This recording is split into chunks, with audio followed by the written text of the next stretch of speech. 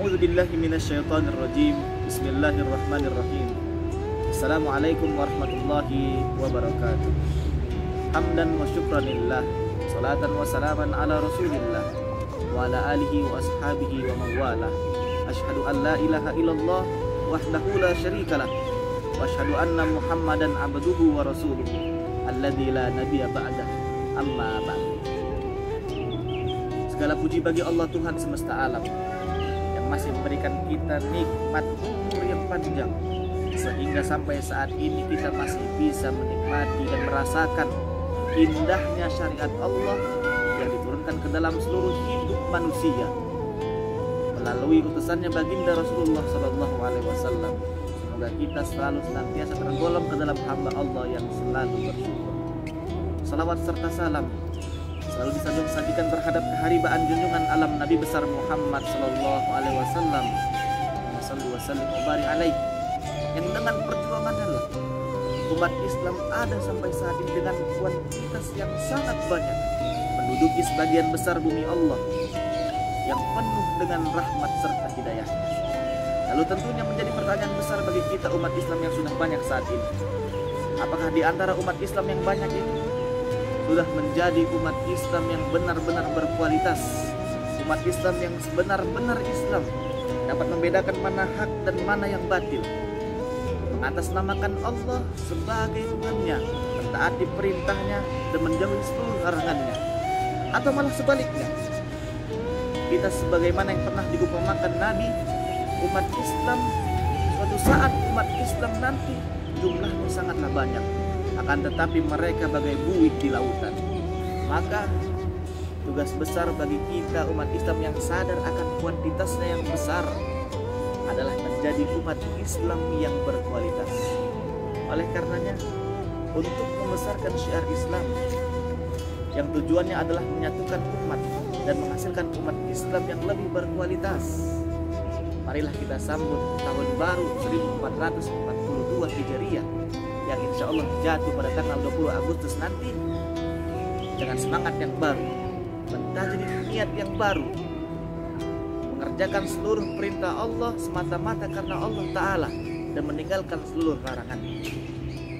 Ma'asyiral muslimin rahimakumullah, berbicara tentang tahun baru Islam, saya tertarik mengajak seluruh pendengar untuk sedikit mengulas balik tentang sejarah mengapa tahun baru Islam, tahun baru Hijriyah yang ditetapkan pada masa Khalifah Umar bin Khattab melalui usulan Sayyidina Ali radhiyallahu anhu, ditetapkan berdasarkan hijrahnya Nabi ke Madinah. Mengapa bukan ditetapkan berdasarkan wafatnya Nabi atau lahirnya Nabi? Mengapa bukan berdasarkan diutusnya Nabi menjadi seorang Rasul? Maka dari itu, marilah sama-sama kita simak dan kita singkap bahwasanya di balik penetapan tahun baru Hijriyah yang ditetapkan berdasarkan hijrahnya Nabi ke Madinah, banyak hikmah dan pelajaran yang dapat kita petik untuk menjadikan kita umat Islam lebih berkualitas. Para pendengar setia yang selalu di dalam perlindungan Allah Subhanahu wa taala, dalam kitab Sahih Al-Bukhari, dalam bab Manaqibul Ansar atau biografi orang-orang Ansar, dikisahkan dari Sahal bin Sa'ad, qala ma'adtu mimma ba'athin Nabi sallallahu alaihi wasallam wa ma'adtu min wafatihi wa ma'adtu illa min maqdamihil Madinah. Dikisahkan dari Sahal bin Sa'ad, dikatakan bahwasanya mereka para sahabat tidaklah menghitung penanggalan Hijriyah berdasarkan diutusnya Nabi menjadi seorang Rasul dan tidak pula berdasarkan wafatnya Nabi, akan tetapi tidaklah mereka menghitung melainkan berdasarkan hijrahnya Nabi menuju Madinah.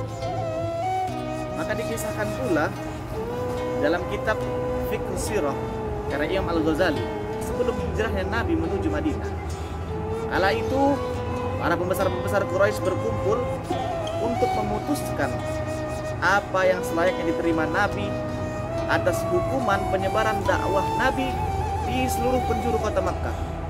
Ada salah seorang yang mengusulkan bahwasanya Nabi harus dibunuh. Ada salah seorang yang mengusulkan bahwasanya Nabi harus diusir dari kota Makkah dan tidak boleh kembali.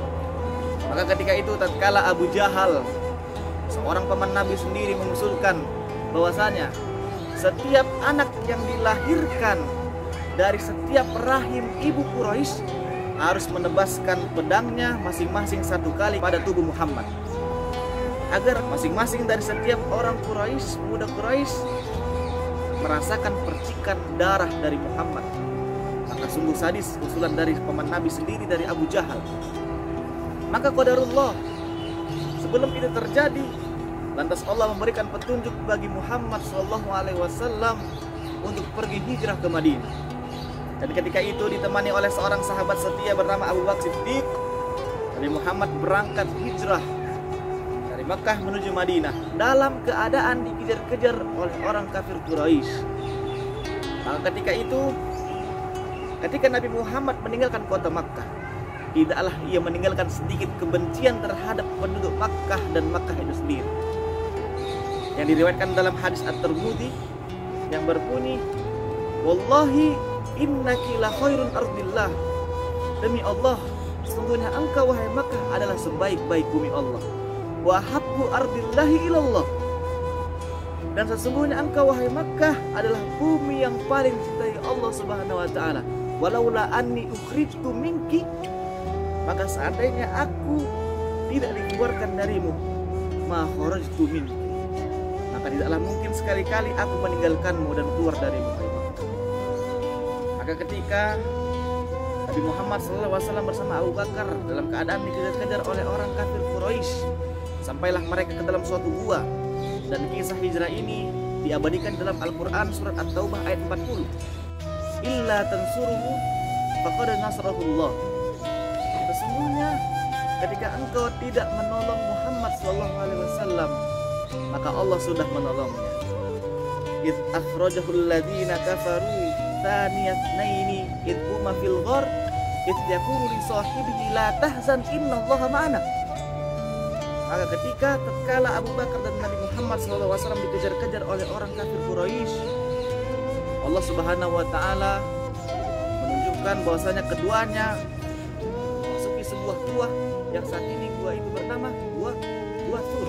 Fa anzalallahu sakinatahu wa ayyadahu bidunudin lam tarawha. Maka ketika itu Allah menurunkan ketenangan kepada diri Nabi Muhammad SAW dan mengirimkan bala tentara yang tidak tampak oleh mata manusia. Ketika itu tatkala kafir Quraisy sampai kepada mulut gua, maka sebagaimana yang kita ketahui oleh cerita yang masyhur bahwasanya dalam mulut gua, depan mulut gua itu ada sarang laba-laba dan ada pula burung-burung merpati di depannya. Maka dalam singkat logika manusia, tidak mungkin ketika gua itu dimasuki oleh seseorang, sarang laba-laba itu tidak rusak dan burung itu tidak pergi. Maka itulah bala tentara Allah yang tidak dapat terlihat oleh mata manusia. Maka ketika itu, singkat cerita, Nabi Muhammad beserta Abu Bakar melanjutkan perjalanannya menuju Madinah dan sampainyalah kepada Madinah.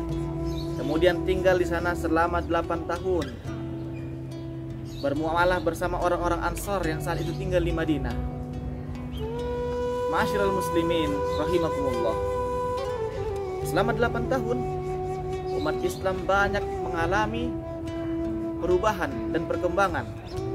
Banyaknya futuhat al-Islamiyah, banyaknya penaklukan-penaklukan, peperangan-peperangan yang bertujuan dakwah syiar agama Islam itu sendiri.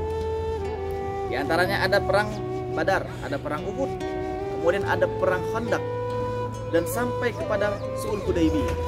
Ketika tatkala Nabi Muhammad saat itu ingin balik kepada tanah kelahirannya menuju kota Makkah, maka ketika itu kafir Quraisy belum mengizinkan. Kembalilah engkau wahai Muhammad setahun lagi. Dan terjadilah perjanjian antara Nabi Muhammad dan orang kafir Quraisy.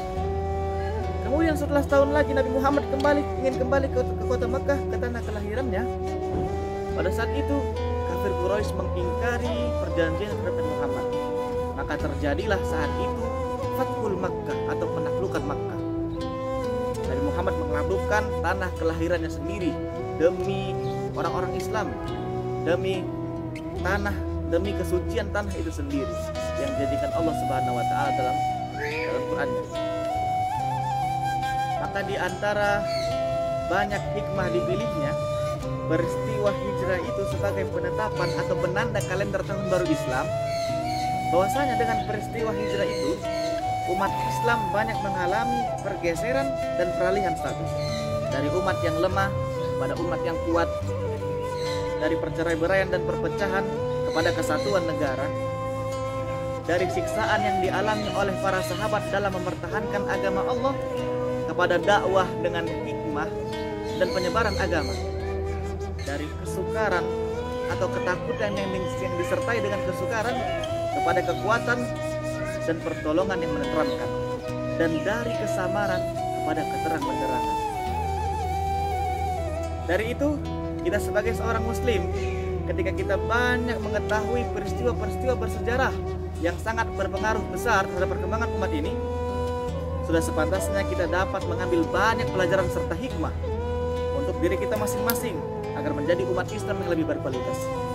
Maka untuk tahun baru Islam 1442 Hijriah dengan semangat yang baru dan niat yang lebih baik, marilah kita awali 12 bulan ke depan dengan perubahan-perubahan yang lebih baik, perubahan sesuai dengan makna hijrah itu sendiri.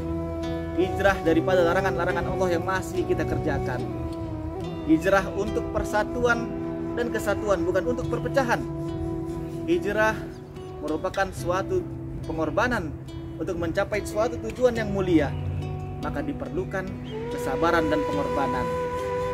Barakallahu li wa lakum fil Qur'anil azim wa nafa'ni wa iyyakum bima fihi minal ayati wa dzikril hakim wa taqabbala minni wa minkum tilawatahu innahu huwas samiul alim. Aqulu qouli hadza wa astaghfiru innahu huwal ghafurur rahim. Lebih dan kurangnya mohon maaf. Billahi taufiq wal hidayah. Wassalamualaikum warahmatullahi wabarakatuh.